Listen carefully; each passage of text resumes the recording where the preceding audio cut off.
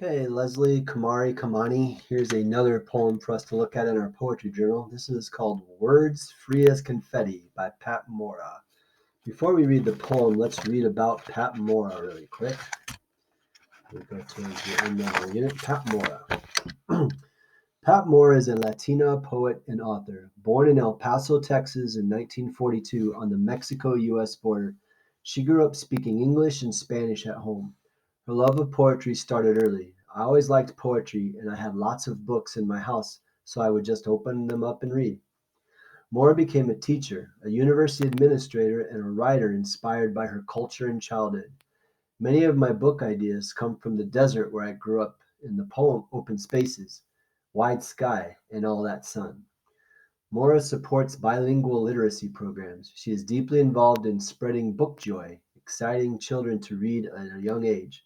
Her books, Thomas and the Library Lady, The Rainbow Tulip, and House of Houses, capture the imaginations of young readers. She currently lives and writes in Santa Fe, New Mexico. All right, so that's our author. That's our poet. This poet.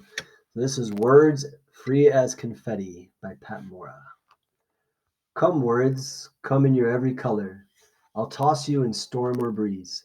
I'll say you. Taste your sweet as plump plums, bitter as old lemons.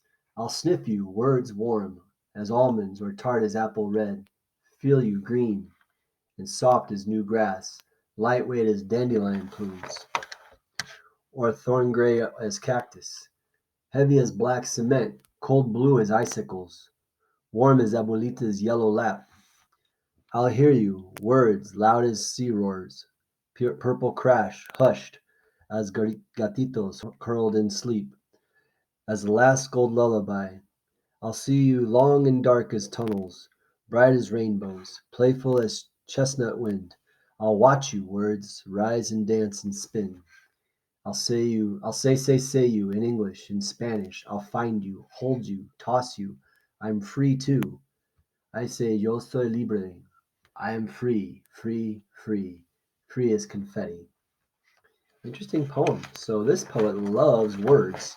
You can tell in the way she describes them in so many different ways. So what we're working on in class right now is we're building up to writing our own poem again. And our first step in writing a poem is a review on alliteration. You remember what alliteration is when you write a sentence and almost all the words start with the same letter or same sound. Like jumping jackrabbits joyfully jog. They all start with the letter J.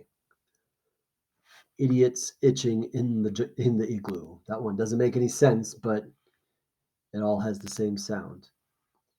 And again, the word the doesn't start with that sound, but it just has to be most of the words. Mother makes moronic statements. My mother makes moronic statements. Again, all beginning with the letter M, except for just one word. Michael's mighty motorcycle really moves. And we're using the letter M again, except for just one word. You yacked yellow barf yesterday. Gross.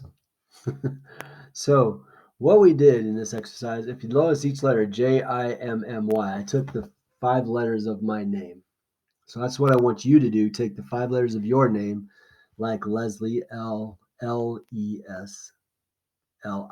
Now, that's not enough, right?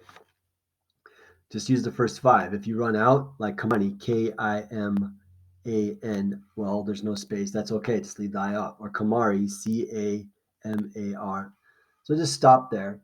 All right. Use the first 5 letters and then try to, for each letter, make a sentence that has that same letter beginning each word, at least most of the words. Okay.